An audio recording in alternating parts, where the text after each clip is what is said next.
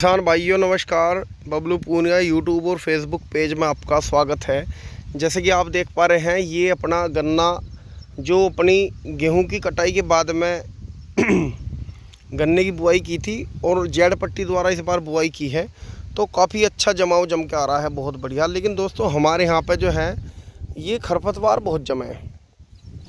खरपतवार के लिए मैंने पीछे से पोस्ट करी थी, कुछ भाइयों ने मुझे कहा कि भैया आप जो हो कि इस कंपनी का डाल दो हर्बिसाइड या दूसरी का डाल दो, मतलब 10 तरह के मुझे बता दिए।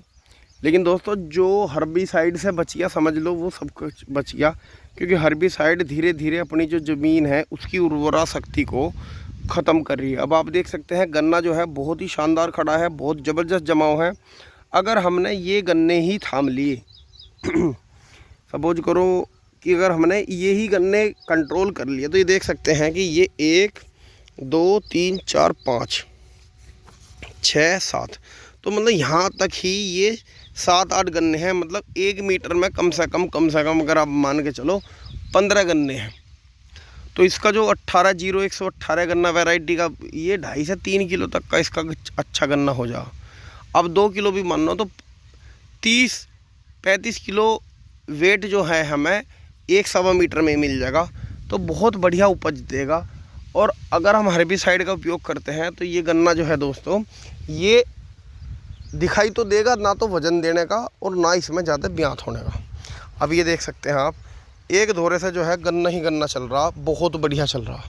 पिछले से पिछले साल हमने आपने देखा होगा उस खेत में, जो बड़ा खेत है अपना, उस खेत में हमने गेहूं के बाद में गन्ने की बुआई की थी। हालांकि तजुर्बा जो होता है करने से ही होता है, और उसमें हमने 42 इंच पे बुआई कर दी थी। छोटा ट्रैक्टर हमारे पास में था नहीं, मोटे भाई का पावर टिलर लेके भी हमने उसमें चलाया था।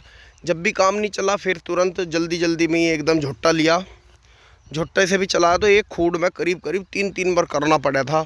इतने लेट हम हो गए थे कि घास जो है पूरी पड़ गई थी बहुत ज़्यादा, मतलब उसमें वो दिक्कत बनी हमें। तो हमने लास्ट तक देखा खेत में झटका आया। जैसे भी हम स्प्रे कर देते, हमने कई कंपनियों की दवाई करी, कंपनी का मैं नाम इसलिए नहीं लेना चाह रहा कि खामे खा कोई ऐतराज़ करे। जो लोग इन चीज़ों को आजमा रहे हैं उन्हें फ़ायदा दे रही है तो उन्हें कोई दिक्कत नहीं, लेकिन हमारे यहाँ खरपतवार ने काफ़ी नुकसान दिया। इस बार जो है पोग्गा फूट गया ज़्यादा। पोग्गा हमने सिमाड़ के गन्ने कटवाए थे, तो पिड्डी ऐसी हो रही कि शुरू की बारिश में बंद जाएगी। लेकिन पौधे में जो हमने शुरू की बुआई की थी उसमें हमें काफ़ी नुकसान मिला, मतलब वो हमें चीज़ नहीं मिल पाई जो हमें मिलनी चाहिए थी। और ख़र्चा जो है दोस्तों उतना ही हुआ जितना हमारा लेबर से होता। लेकिन इस बार भी हमने ऐसे ही करा कि ज़्यादा हर्बिसाइड के चक्कर में हम नहीं रहे। हमने तुरंत लेबर से बात करी और उनसे एक बात तय कर ली कि भाई ज़्यादा धूप हो तो काम चाहे आप 1 घंटा बाद में कर लियो या शाम को कर लियो या अगले दिन कर दियो, लेकिन आप ज़्यादा धूप में मत रहियो, क्योंकि इस बार जो है एल नीनो वर्ष होने के कारण टेम्परेचर भी ज़्यादा चल रहा। अब ये भी ठीक है, खुश है, अपना खेत भी बढ़िया हो रहा। अगले पानी पे जो है हम इसमें अब खुराक लगा कर थोड़ी बहुत अगले पानी पे इसे एकदम से जो है तैयार कर लेंगे। अगर शायद मुझे ऐसा लग रहा है कि एक स्प्रे हमें शायद और करनी पड़ेगी। रही बात ऊपर की चोटी की, तो चोटी में इस बार अभी हम कुछ नहीं कर रहे, ये हमें करीब 60 दिन तक ऐसे ही रखनी है।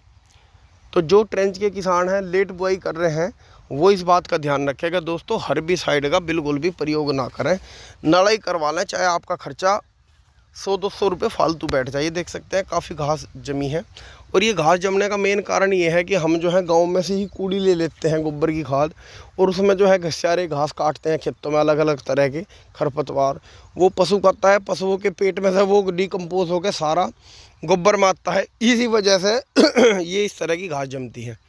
हालांकि पहले घास खेत को चूसेगी और जब गलेगी तो फिर खेत इसे चूसेगा। तो ये एक सिस्टम है, प्रोसेस है। वीडियो अच्छी लगी हो तो लाइक शेयर करें, और दोस्तों हर्बिसाइड से बचें। नमस्कार।